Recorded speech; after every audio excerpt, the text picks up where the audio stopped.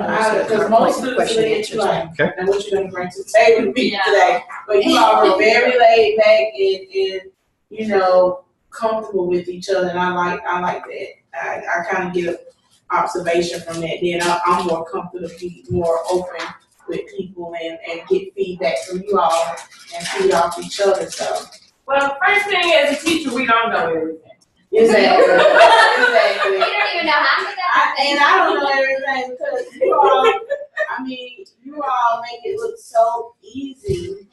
And I know it's a process. I know dealing with difficult sometimes, especially because I have a little cousin just here recently had to go out to the school because nobody could make it out there like showing out. So I know it's a process because you may have that one student that disrupts the whole class, and it's that whole period. So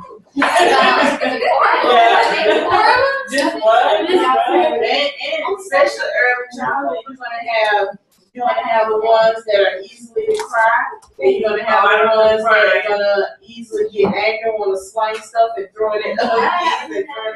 So it's kind of we didn't know we cussed. So all right, Sharon, what you got?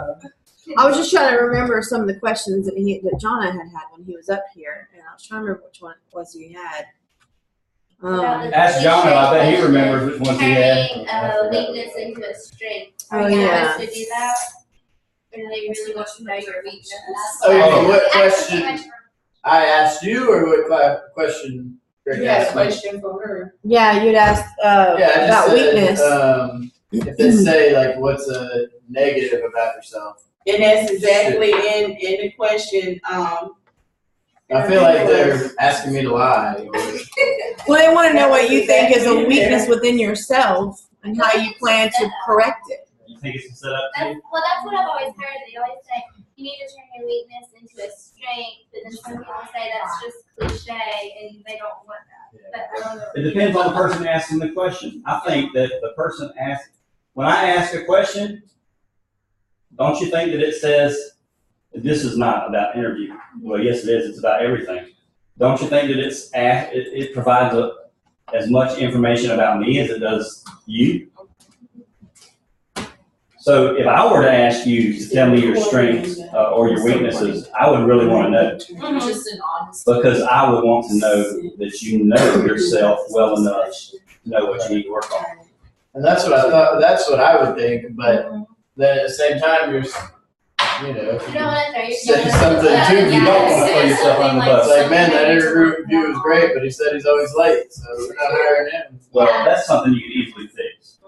I wouldn't say. Just for an example. Good. But I'm not. I was late today. But I'm not. I'm glad that you wouldn't always say that. Here's the thing. Let's say they do ask you that question. Tell them the truth, but don't stop there. Tell them how you can use that to become a positive. One of mine is lack of confidence. Really? Yes. And you would never know it. And I would hope that y'all don't know that. I mean, you can't see it from the outside, right? That's because I'm always working on that. Because I don't have a problem sharing my life with you. You know, I just don't. I figure if I can share something with you that's going to help, whether I have to reveal something, that's fine. I mean, I'm not going to go overboard because I have a pretty good sense of people. You know, I can kind of feel where things are. But mostly it just comes down to the fact that I'm comfortable with myself. I haven't always been, and that's why. Because so I just turned a weakness into a positive. So, and that I think that some of that comes with experience. You know, so turn your weaknesses into your positives. Mine has always been, I guess, and even now in the classroom with the kids, it's just my weakness is wanting to meet everyone's needs. And it's real frustrating when you have a class full of 20, 25 with various needs. And that is very challenging, which means I have to be more creative about how I maintain attention and different things like that. So that's a big. So that would be a good answer. You would say, I tend to be a people pleaser and I want to please every student that's in there. And not necessarily please them, but make sure that I'm meeting their needs. It's kind of like the social worker side of me. And then you said, so I've learned to be. I want you to have. Right. and what I know you need. But being in the classroom, you have to be more creative about how to get it to them. Which was your answer to your own Right. weakness. That's exactly right. So that's what they want to hear. They want to hear what your weakness is, but how do you propose You to? framed it positively. Yeah. That's beautiful. Beautiful way you did that. Well, that's my biggest challenge because I want them all to get it, Yes. but it doesn't happen, and so you have to go back to the drawing board. You know. And that's basically the answer you just gave to a question that we would have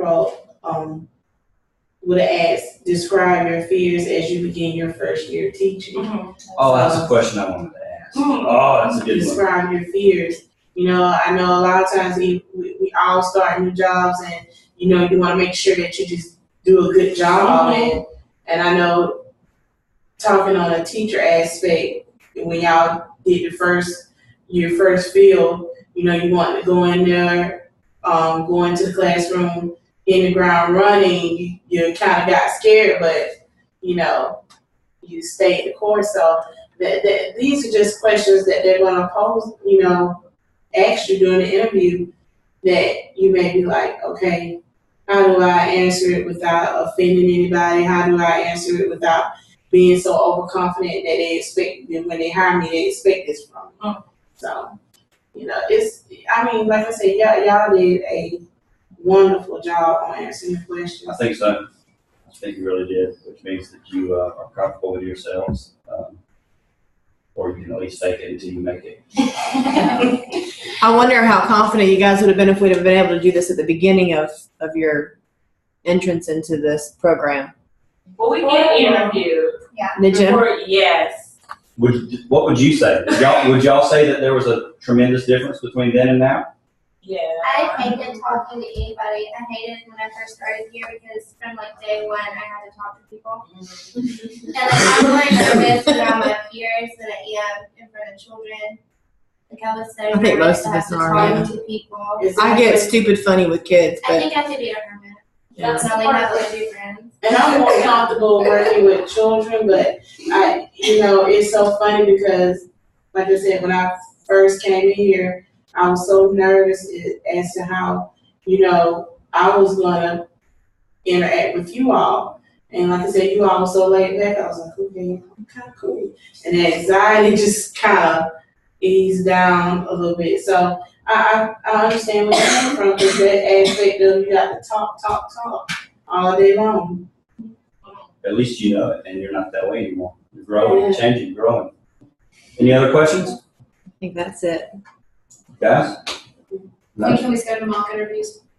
Yeah. Meet with your individually assigned counselor, Exactly. and we will get the process started. What hours? Because I know I'm in school at 3:30 and I go straight to coaching. So Just give them a time that may be convenient for you and see if it works.